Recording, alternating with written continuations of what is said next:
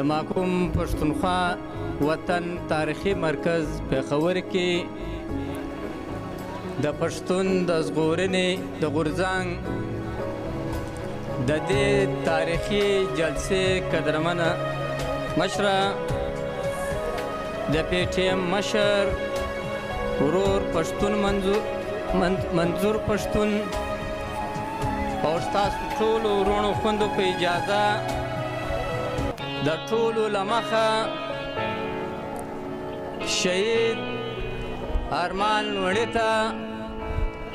او د ټول پښتون افغان وطن معلوم نامعلوم شهیدانو ته د عقیدت ګلونه وړاندې کوم. ورونو، ارمان لوڼی پر څه شهید کړل شو؟ ارمان لوڼي د محکوم پښتونخوا وطن وحدت غوښت. ارمان لوڼي شهید د پښتونخوا وطن قومي تشخص غوښت. ارمان لوڼي شهید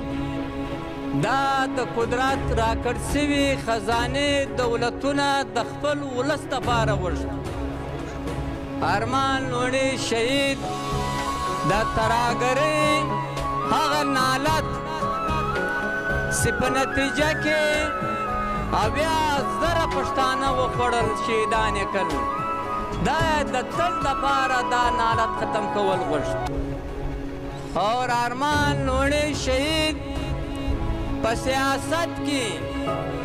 د فوج او د انټیلیجنس ادارو عمل او کردار د تل دپاره ختم کول غوښت.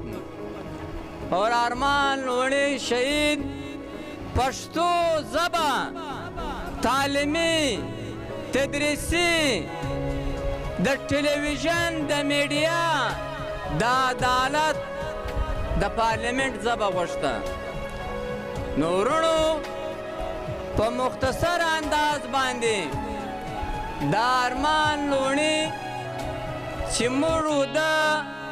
18 کاله 20 کاله په یو ګوند په یو سټوډنټ ارګنایزیشن کې سره پاتې سوي یو ډېر سنجیده سیاسي کیډر و، ادیب و، شاعر و او په خپله خبره کې ډېر مخلص او ایماندار و چې ټول افغان ته دا ثابته کړه. نو ورونو، نن موږ د ارمان شهید دا 40 په داسې حالاتو کې نمانځو چې یو واره بیا دا پښتون افغان تاریخي دشمنان یو واره بیا افغانستان په وینو رنګېدل غواړي. تاسو ټولو ته معلومه ده چې دا وخت هم په افغانستان کې دا ځینې ملګري وایي موږ په افغانستان کې امن غواړو. خبره دا ده موږ په افغانستان کې مداخلت بندول غواړو. چې مداخلت بند سي، امن خود به خوده په هغه ساعت راځي. نو ورونو، تاسو ولیدل دا نن چې کوم مذاکرات کیږي د امریکې او د پنجاب تر مابین د طالب په نامه باندې ټول لر او بر افغان چې دی، دا مذاکرات زه مطمئنه نه دي. ساده او ښکاره خبره دا ده دا مذاکرات به د افغان او د افغان تر مابین کیږي. بیا به دا مذاکرات چې افغان پرې ولیاره سو، دا مذاکرات به بیا له لاهوریانو له پنجابه سره کوي. د 40 کالو حساب پاتې دی. ورونو، بنیادي خبره دا ده موږ جهان ته وایو او ټوله نړۍ ته وایو چې پر دا لاین پکار دی چې افغان تګ غواړي. نن موږ 40 کاله یو خبره کوله، دا ارمان هغه غلام اسحاق خان ګور ته یوړی چې افغانستان یې د پاکستان 5مه صوبه ګرځوله. نن یې واره بیا 40 کاله بعد د دې ملک وزیر اعظم ډېر هغه خبره وکړه چې پخوا یې په پټه دوی کوله چې په افغانستان کې به عبوري حکومت جوړېږي معنا افغانستان دی د ځان راجواړه ګڼي دا د ده خبره نه ده دا د دې ملک د اسټبلیشمنټ خبره ده موږ جهان ته وایو د مداخلت کاران دا د ښکاره څو پر دې خبره باندې دا نیول پکار دي چې دوی کومه خبره عیسی خان کوله نن عمران خان کوي لہذا افغان آئین کې هیڅ عبوري حکومت نشته هر څوک چې په افغانستان کې مذاکرات کول غواړي د آئین په چوکاټ کې به کوي هر څوک چې دا وایي زه په افغانستان کې پاپولر یم افغان ولس له ما سره دی هغه د الیکشن را روان دی په ستمبر کې ورته چې په الیکشن کې د برخه واخلي دا به معلومه شي چې افغان ولس له چا لخوا دی ورونو بله خبره دا ده د پاکستان او د هندوستان تر مابین 5 جګړې شوي دي 5 جګړې په دې 5 جګړو کې 80,000 کسان نه دي مړه شوي نن په دې تېر 10 کاله کې خیبر پښتونخوا او پاټا کې 80,000 کسان شهیدان شو د پاکستان او د هندوستان 5 جګړې شوي دي په دې کې F-16 طیاره نه ده استعمال شوي دا وزیرستان کې دا پاټا کې هغه آخري طیاره F-16 هم استعمال شو ورونو د پاکستان او د هندوستان تر مابین 5 جګړې شوي دي 8,000 کورونه نه دي کې وران شوي دا له سواته تر وزیرستانه 8,000 کورونه یې ړنګ کړل 8,000 کورونه خبره دا ده دشمن انډیا نه ګڼي لاهوریان چې دي دشمن انډیا نه ګڼي